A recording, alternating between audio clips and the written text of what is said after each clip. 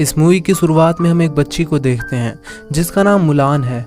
Mulan अपने पिता जोऊ, छोटी बहन शिव और मम्मी ली के साथ चाइना के एक टाउन में रहती है। मुलान बहुत ही बहादुर लड़की होती है। वो एक योद्धा बनना चाहती है और इसके लिए वो बहुत मेहनत भी करती है। लेकिन उस समय चाइना में लड़कियों को योद्धा नहीं माना जाता था। वहाँ पर प्राचीन परंपराओं के मुताबिक माना जाता था कि लड़कियाँ सिर्फ शादी करने के लिए ही बनी होती हैं। वहाँ पर अगर कोई लड़की योद्धा जैसी शक्तिशाली हो जाती थी तो उसे डायन यानी कि विच कहकर बुलाया जाता था। एक दिन जो के फार्म से एक मुर्गी बाहर निकलकर भागने लगती है। जो की एक टांग टूटी होती है, इसीलिए वो अपनी बेटी मुलान से उस मुर्गी को पकड़ कर लाने के लिए कहता है। मुलान उस मुर्गी को पकड़ने के लिए उसका पीछा करती है और इसी दौरान वो काफ़ी तोड़फोड़ भी कर देती है। मुलान के पिता जो उसे वापस आने के लिए कहते हैं, लेकिन मुलान नहीं रुकती। वो मुर्गी का पीछा करते करते घरों की छत पर चढ़ जाती है। तभी उसका पैर स्लिप हो जाता है और वो वहाँ से गिरने लगती है। लेकिन मुलान के पास वॉरियर्स जैसी स्किल थी, इसीलिए वो बच जाती है और वो बड़े आराम से नीचे आ जाती है। मुलान की वॉरियर्स जैसी स्किल्स को देखकर उसके पिता जो काफ़ी ज़्यादा खुश होते हैं, लेकिन उनके आस पड़ोस के जितने भी लोग होते हैं वो बिल्कुल भी खुश नहीं होते, क्योंकि उनका मानना होता है कि लड़कियां कभी भी योद्धा नहीं बन सकती और एक योद्धा लड़की केवल बर्बादी ही ला सकती है। इसके बाद सब लोग वहाँ से चले जाते हैं। उसी रात मुलान की माँ उसके पिता जोऊ से कहती है कि मुलान एक लड़की है, लड़का नहीं। आपको उसे ये समझाना चाहिए, वरना सभी लोग मुलान को विच यानी कि डायन कहने लगेंगे। ली की बातों को ध्यान में रखकर जोऊ मुलान के पास जाते हैं और उससे कहते हैं कि तुम्हारी दिव्य शक्ति यानी कि ची बहुत ही मजबूत और तेज है, लेकिन ये दिव्य शक्ति केवल योद्धाओं के लिए है, लड़कियों के लिए नहीं। जोऊ मुलान से कहते हैं कि अब तुम बड़ी हो रही हो और अब वक्त आ गया है इस दिव्य शक्ति को दुनिया से छुपाने का, इसकी आवाज़ को दबाने का।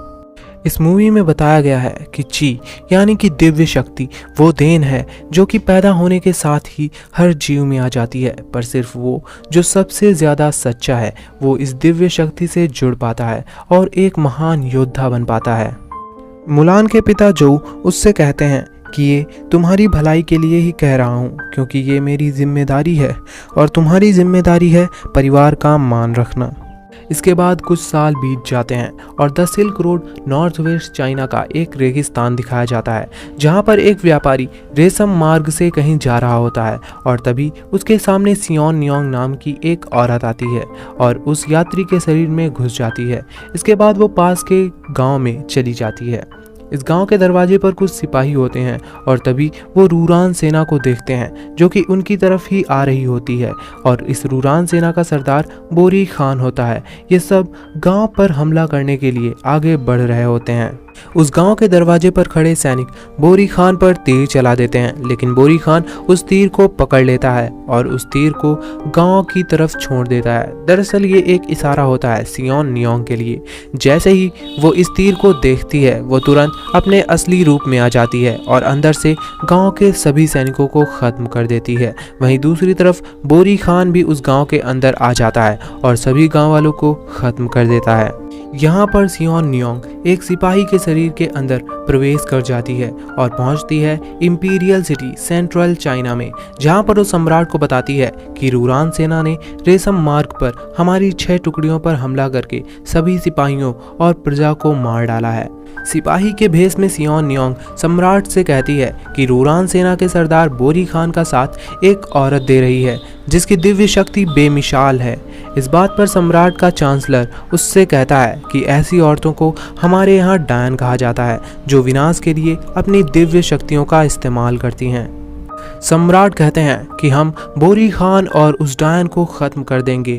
वो एक घोषणा करते हैं कि हम एक विराट सेना खड़ी करेंगे जिसमें हर घर का एक मर्द शामिल होगा।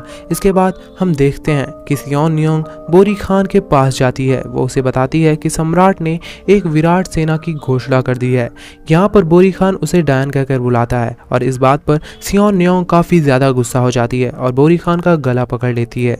तब बोरी खान उससे कहता है कि मत भूलो कि तुम कैसे रेगिस्तान में लावारिस कुत्ते की तरह पड़ी थी। मैंने तुम्हें बचाया और जब मैं राजा बनूंगा तो मैं तुम्हें अपनी सेना का एक योद्धा बना दूंगा। वहीं दूसरी तरफ हम मुलान को देखते हैं जो कि अब बड़ी हो चुकी है। जब वो घर पहुंचती है तो उसे पता चलता है कि उसकी मम्मी और पापा ने उसकी शादी के लिए एक रिश्ता ढूंढा है। अपने परिवार का मान रखने के लिए मुलान हाँ कर देती है। इसके बाद मुलान को काफ़ी अच्छे से तैयार करके मैच मेकर, जो कि यहाँ पर सभी की शादी करवाती है, उसके पास ले जाया जाता है। मैच मेकर मुलान को देखकर काफ़ी ज़्यादा खुश होती है, वो उसकी तारीफ भी करती है। पर तभी वहाँ पर एक मकड़ी आ जाती है। मुलान की छोटी बहन स्यू मकड़ी को देखकर ज़ोर ज़ोर से चिल्लाने लगती है, जिससे पूरा माहौल बिगड़ जाता है और पूरी मेज उलट जाती है। सभी बर्तन टूट जाते हैं। इस बात से नाराज़ होकर मैच मेकर अपने घर से बाहर आती है और सभी गाँव वालों के सामने मुलान के परिवार की बेइज्जती कर देती है और कहती है कि कुछ नहीं हो सकता हुआ परिवार की बदतमीज़ बेटियों का। थोड़ी देर बाद यहाँ पर राज सेना के सिपाही आ जाते हैं। वो सम्राट के आदेश अनुसार हर घर से एक मर्द को राज सेना में शामिल करने के लिए एक आदेश पत्र देते हैं। जब हुआ परिवार की बारी आती है तो जो हुआ उस आदेश पत्र को लेने के लिए वहाँ जाता है। जो भी एक योद्धा हुआ करता था। एक युद्ध के दौरान उसकी टांगें टूट गई थी, इसीलिए जब वो कार्ड लेकर वापस आने लगता है तो अचानक वो गिर जाता है, लेकिन फिर भी जो कहता है कि मैं युद्ध में लड़ूंगा। उस रात हुआ परिवार पूरी तरीके से दुखी था, क्योंकि उन्हें पता था कि इस बार जो कभी भी वापस नहीं आएगा। इसके बाद हम जो को देखते हैं जो कि अपनी तलवार को तेज कर रहा होता है। तभी वहां पर मुलान आती है और उससे कहती है कि अगर मैं बेटा होती तो ये नौबत कभी भी नहीं आती। जो मुलान से कहता है कि तुम मेरे लिए बेटे से भी बढ़कर हो। मुलान किसी भी कीमत पर अपने पिता की जान बचाना चाहती है और इसीलिए वो उसके पिता की योद्धा वाली पोशाक, तलवार और आदेश पत्र लेकर आधी रात को चुपके से भाग जाती है। सुबह जब जो यहाँ पर आता है तो वो देखता है कि उसकी तलवार और बाकी चीज़ें गायब थी। वो समझ जाता है कि ये काम मुलान का ही है। ली जो उसे कहती है कि रोकिए उसे, दुश्मन उसे जिंदा नहीं छोड़ेंगे। जो कहता है कि अगर सच बता दिया तो अपने लोग ही उसे मार देंगे। जो काफ़ी ज़्यादा परेशान था और इसीलिए वो अपने कुल देवता अमर पक्षी यानी कि फीनिक्स के मंदिर में जाता है और उससे प्रार्थना करता है कि वो मुलान की रक्षा करें। दूसरी तरफ हम मुलान को देखते हैं जो कि अपने सफ़र की ओर बढ़ रही होती है, पर वो एक बार भी इंपीरियल सिटी चाइना नहीं गई थी और इसीलिए उसे वहाँ का रास्ता नहीं पता था। वो रास्ता भटक जाती है। एक रात वो वहीं बिताती है और अगली सुबह यहाँ पर एक अमर पक्षी यानी कि फीनिक्स आता है जो कि मुलान को रास्ता दिखाता है। अब मुलान राजसेना में भर्ती होने के लिए पहुंच जाती है। वो एक लड़के के भेष में होती है ताकि कोई भी उसे पहचान ना सके। यहाँ पर मुलान की होंगुई नाम के लड़के से छोटी सी लड़ाई हो जाती है, लेकिन सेनापति आकर उनकी लड़ाई को रोक देते हैं। वो मुलान से उसका नाम पूछते हैं तो वो अपना नाम हुआ जुन बताती है। रात को जब मुलान अपने कैंप में जाती है तो वहाँ पर एक कमांडर आकर उन सबको नहाने के लिए कहता है, लेकिन मुलान उन लड़कों के साथ नहीं नहा सकती क्योंकि अगर वो ऐसा करेगी तो उसकी आइडेंटिटी रिवील हो जाएगी। इसीलिए वो रात को पहरेदारी करने का फैसला करती है। अगली सुबह कमांडर इन सभी लड़कों को यहाँ के रूल्स बताता है कि चोरी, कायरता और अपने साथ किसी औरत को लाने पर मौत की सजा दी जाएगी और अगर किसी ने धोखेबाजी की तो उसे सेना से बेदखल किया जाएगा और साथ ही उसकी बदनामी भी होगी। अब इनकी ट्रेनिंग शुरू हो जाती है। मुलान भी यहाँ आम इंसानों की तरह ट्रेनिंग लेती है। एक दिन ट्रेनिंग के दौरान एक आदमी चीटिंग करने की कोशिश करता है और इसीलिए उसे सेना से बेदखल कर दिया जाता है। मुलान और सभी लड़के ये सब देख रहे होते हैं। खाने के बाद सभी लड़के बताते हैं कि उन्हें कैसी लड़कियाँ पसंद हैं। इसके बाद जब मुलान की बारी आती है तो वो बताती है कि उसे बहादुर लड़कियां पसंद हैं और इस बात से सभी लड़के उसका मजाक उड़ाते हैं। रात को होंगुई मुलान के पास आता है और उससे कहता है कि उनकी बातों का बुरा मत मानना। अगली सुबह जब सभी सोल्जर्स प्रैक्टिस कर रहे होते हैं तो मुलान बार बार होंगुई से हार जाती है। इससे परेशान होकर वो अपनी ओरिजिनल पावर्स का यूज़ करने लगती है। सभी लोग उसकी स्किल्स को देखकर काफ़ी ज़्यादा हैरान हो जाते हैं। सेनापति भी उसकी इन स्किल्स को देखकर काफ़ी खुश होते हैं। मुलान के सभी दोस्त उसके पास आते हैं और कहते हैं कि आज तो तूने कमाल ही कर दिया। मुलान ने काफ़ी दिनों से नहाया नहीं था और इसीलिए उसके शरीर से काफ़ी ज़्यादा बदबू आ रही होती है। उसके सभी दोस्त ये नोटिस करते हैं और उससे नहाने के लिए कहते हैं। दूसरी तरफ हम बोरी खान को देखते हैं, जो कि बहुत सारे कबीलों को अपनी सेना में शामिल करता है। वो उन सभी कबीलों के सरदार को बुलाकर उनसे अपने अगले प्लान की बात करता है, लेकिन यहाँ पर सभी लोग कहते हैं कि हम उस डायन के भरोसे नहीं रह सकते, उस डायन का कोई भरोसा नहीं। तब यहाँ पर बोरी खान उन सब से कहता है कि वो डायन मेरी गुलाम है और वो मेरे इशारे पर ही काम करती है। सियोन नियोंग इनकी सारी बातों को एक बर्ड बनकर सुन लेती है। इन बातों को सुनकर उसे काफ़ी ज़्यादा दुख होता है। वहीं दूसरी तरफ हम देखते हैं कि सेनापति टंग मुलान को अपने पास बुलाते हैं और कहते हैं कि मैं तुम्हारे पिता को जानता हूँ, वो एक काबिल योद्धा थे। सेनापति मुलान से कहते हैं कि तुम्हारी दिव्य शक्ति बहुत तेज़ है, पर तुम इसे छुपाते क्यों हो? इस बात पर मुलान कहती है कि पता नहीं। मुलान यहाँ पर एक लड़का बनकर रह रही होती है और वो नहीं चाहती कि उसका सच सबके सामने आए। कहीं ना कहीं सेनापति की बातों का मुलान पर असर होता है और वो अपनी दिव्य शक्ति को और बेहतर बनाने के लिए रोज रात को खूब प्रैक्टिस करने लगती है। एक दिन प्रैक्टिस के दौरान सभी सोल्जर्स को 2 बाल्टी पानी लेकर पहाड़ पर चढ़ने के लिए कहा जाता है। वो सभी सोल्जर्स आधे रास्ते में ही अपना दम तोड़ देते हैं, पर मुलान उस पहाड़ पर चढ़ जाती है। इस बात से उसके सभी दोस्त काफ़ी हैरान होते हैं, क्योंकि आज तक कोई भी उस पहाड़ पर नहीं चढ़ पाया था। एक तरफ यहाँ सम्राट अपनी राजसेना को ट्रेनिंग दे रहे होते हैं, तो वहीं दूसरी तरफ रूरान सेना बोरी खान के नेतृत्व में एक के बाद एक कई गांवों को तबाह कर रही होती है। इसीलिए अब राजसेना को ट्रेनिंग देना बंद कर दिया जाता है और उन्हें योद्धा घोषित कर दिया जाता है। यहाँ पर सभी सैनिकों को योद्धा धर्म के 3 गुणों की शपथ दिलाई जाती है। ये 3 गुण होते हैं वफादारी, बहादुरी और सच्चाई। जब सभी सैनिकों को सच्चाई की शपथ दिलाई जाती है तो मुलान अपनी तलवार नहीं उठाती, क्योंकि वो यहाँ लोगों से झूठ बोलकर रह रही होती है कि वो एक लड़का है। मुलान को ये बात काफ़ी ज़्यादा सता रही होती है और इसीलिए वो सेनापति के पास अपना सच बताने के लिए जाती है, लेकिन सेनापति उसकी पूरी बात सुने बिना ही उससे कहते हैं कि तुम एक अच्छे आदमी हो और तुम में योद्धा होने के 3 गुण हैं। सेनापति मुलान से कहते हैं कि किसी दिन मैं तुम्हें मेरी बेटी से मिलाऊंगा, तुम्हारे पिता भी इस रिश्ते से काफ़ी ज़्यादा खुश होंगे। यहाँ पर ना चाहते हुए भी मुलान को हाँ करना पड़ता है। रात को सेनापति सभी सैनिकों को बुलाकर बताते हैं कि कल सुबह हम रूरान सेना से युद्ध करेंगे। सेनापति सभी सैनिकों को मोटिवेट करने के लिए कहते हैं कि भले ही रूरान सेना हमसे बड़ी है, क्रूर है, पर उसके पास योद्धा धर्म के 3 गुण नहीं हैं और इसीलिए वो हमसे हारेगी।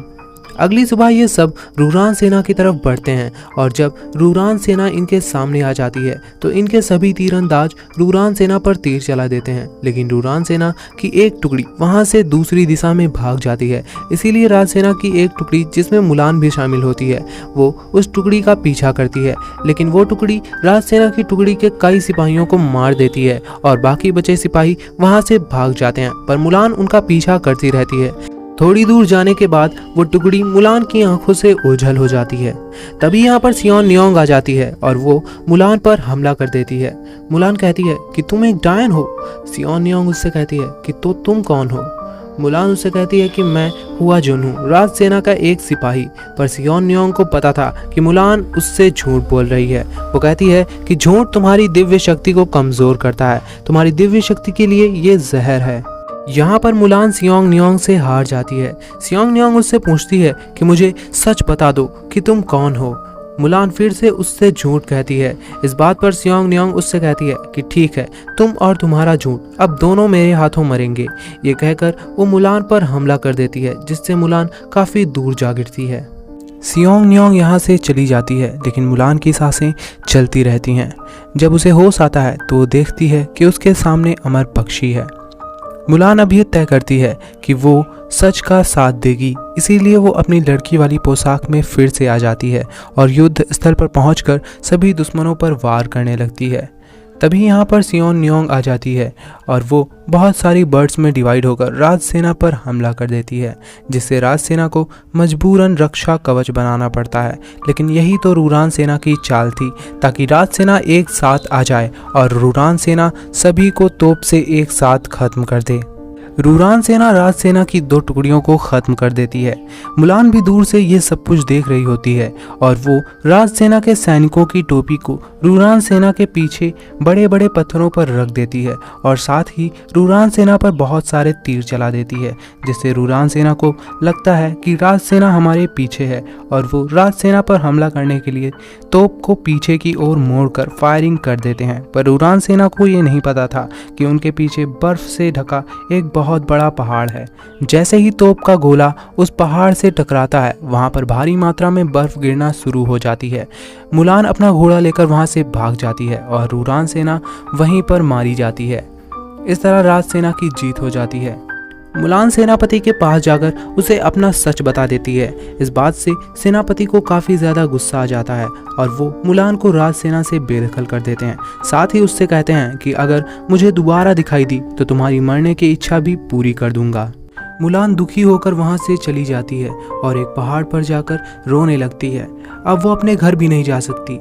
तभी यहाँ पर सियोन नियोंग आती है और कहती है कि मैं तुम्हारा दर्द समझ सकती हूँ, कभी मैं भी तुम्हारी तरह ही थी, मैं भी सच का साथ दे रही थी, पर मेरे अपनों ने मुझसे मुंह मोड़ लिया, मुझे मेरे ही देश से निकाल दिया गया।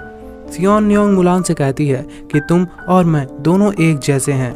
आज तुमने उन्हें बचाया पर फिर भी उन्होंने तुम्हें धुतकार दिया।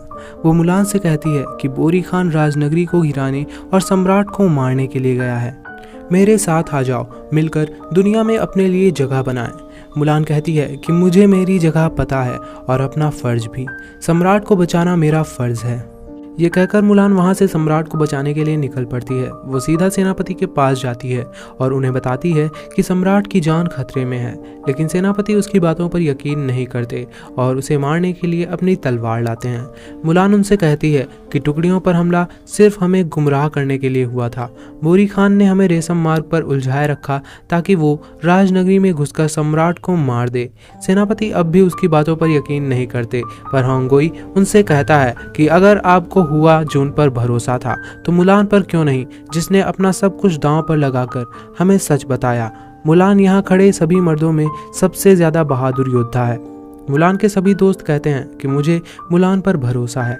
सेनापति मुलान से कहते हैं कि तुम्हारे झूठ ने हमारी राज सेना को अपमानित किया है, पर तुम्हारी बहादुरी और वफादारी पर कोई शक नहीं है। तुम ही राजनगरी तक सेना का नेतृत्व करोगी। और अब ये सब के सब इंपीरियल सिटी यानी कि राजनगरी के लिए निकल पड़ते हैं। वहीं दूसरी तरफ हमें दिखाया जाता है कि रूरान सेना राजनगरी में चुपके से प्रवेश कर जाती है। यहाँ पर सियोन नियोंग सम्राट के चांसलर को अपने वश में कर लेती है और सम्राट को बताती है कि बोरी खान आपको नए महल के स्थल से ललकार रहा है। इसीलिए राजा वहाँ जाने का डिसाइड करते हैं और उस स्थल के लिए निकल पड़ते हैं। चांसलर के रूप में सियोन नियोंग राजनगरी के सभी सिपाहियों को एक जगह इकट्ठा कर देती है और सभी द्वारों को खाली करवा देती है। मुलान की टुकड़ी जब यहाँ पर आती है तो वो देखती है कि सारे द्वार पूरी तरीके से खाली हैं, वहाँ कोई भी सिपाही नहीं है। और जब वो राज चौक पहुँचते हैं तो देखते हैं कि यहाँ पर सारे राज सैनिक थे। तभी रूरान सेना इन्हें चारों ओर से घेर लेती है और इन पर हमला कर देती है। मुलान और उसके दोस्त सम्राट को बचाने के लिए आगे बढ़ जाते हैं और सेनापति और बाकी सेना रूरान सेना का मुकाबला करते हैं। जब मुलान और उसके दोस्त सम्राट को बचाने के लिए आगे बढ़ते हैं तभी उनके सामने रूरान सेना के कुछ सिपाही आ जाते हैं। मुलान के दोस्त उससे कहते हैं कि तुम सम्राट को बचाओ, हम इन्हें देखते हैं। इसके बाद मुलान राज दरबार में पहुंच जाती है, लेकिन यहाँ पर सम्राट नहीं होते हैं बल्कि सियोन नियोंग होती है। मुलान को देखकर वो हैरान होती है क्योंकि राज सेना ने उसे अपना लिया था। वो मुलान के लिए खुश भी होती है, पर वो बोरी खान को भी धोखा नहीं दे सकती क्योंकि जब उसका कोई नहीं था तब बोरी खान ने ही उसे पाला था। मुलान को देखकर उसे ये यकीन हो जाता है कि हमारे लिए भी इस दुनिया में जगह है। वो मुलान को सम्राट का पता बता देती है। वहीं दूसरी तरफ हम देखते हैं कि सम्राट नए महल स्थल तक पहुंच जाते हैं, पर बोरी खान यहाँ अकेला नहीं था। उसके सभी सिपाही सम्राट के सिपाहियों को मारकर सम्राट को पकड़ लेते हैं। लेकिन इससे पहले कि बोरी खान सम्राट को मारता, यहाँ पर सियोन नियोंग आ जाती है। सियोन नियोंग बोरी खान से बताती है कि हमारे हमले को मुंहतोड़ जवाब मिला है। एक छोटे गाँव की छोटी लड़की से वो राजसेना का नेतृत्व कर रही है और वो कोई लावारिस नहीं है। बोरी खान उससे कहता है कि तुम उसे यहाँ ले आई। ये कहकर वो मुलान की तरफ तीर चला देता है, लेकिन मुलान को बचाने के लिए सियोन नियोंग उसके सामने आ जाती है और वो वहीं पर मारी जाती है। मरने से पहले वो मुलान से कहती है कि तुम्हारी फतेह हो मुलान। इसके बाद मुलान नए महल के स्थल पर पहुंच जाती है और बोरी खान से लड़ाई करने लगती है। लड़ाई के दौरान मुलान की तलवार आग में जलकर भस्म हो जाती है। इससे मुलान काफ़ी दुखी हो जाती है क्योंकि ये तलवार उसके पिता की थी। तभी सम्राट उससे कहते हैं कि तुम एक महान योद्धा हो, अमर पक्षी की तरह फिर से उठो और लड़ो अपने देश के लिए, अपने परिवार के लिए। इसके बाद मुलान फिर से उठती है और बोरी खान से लड़ाई करने लगती है। वो बोरी खान को नीचे गिराकर सम्राट की रस्सियां खोलने लगती है, पर तभी बोरी खान नीचे से सम्राट पर तीर चला देता है, लेकिन सम्राट उस तीर को पकड़ लेते हैं। इसके बाद मुलान उस तीर को बोरी खान की तरफ मार देती है, जिससे बोरी खान वहीं पर मारा जाता है। इसके बाद पूरे देश में जश्न होता है। सम्राट मुलान का धन्यवाद भी करते हैं और साथ ही वो मुलान को राज रक्षक के पद के लिए न्योता देते हैं, पर मुलान इस पद को नहीं अपनाती। वो कहती है कि मैंने अंधेरे के साए में अपने परिवार को बहुत अपमानित किया है, उनसे झूठ बोला है, इसलिए मुझे उनसे माफ़ी मांगना है। मुलान अपने सभी दोस्तों को अलविदा कहकर वहां से अपने घर की ओर निकल पड़ती है। जब मुलान अपने घर पहुंचती है तो उसके परिवार के सभी लोग उसे देखकर काफ़ी ज़्यादा खुश होते हैं। मुलान अपने पिता से माफ़ी भी मांगती है। थोड़ी देर बाद यहाँ पर सेनापति टंग और उनके सिपाही यहाँ पर आ जाते हैं। वो मुलान को तोहफा भेंट करते हैं और सभी गांव वालों को बताते हैं कि मुलान ने हमारे सम्राट की जान बचाई है। जब मुलान इस तोहफे को खोलती है तो इसमें एक तलवार होती है जिसमें योद्धा धर्म के 3 गुण लिखे होते हैं। साथ ही इसमें एक और गुण लिखा होता है, अपने परिवार के प्रति प्यार, जो कि मुलान की वजह से ही लिखा गया होता है। सेनापति मुलान से कहते हैं कि सम्राट चाहते हैं कि तुम राज रक्षक बनने के फैसले पर फिर से विचार करो। इस तरह एक छोटे गांव की लड़की आसमान की ऊंचाइयों को छू रही है। वो एक मिसाल बन गई है कि लड़कियां भी योद्धा बन सकती हैं।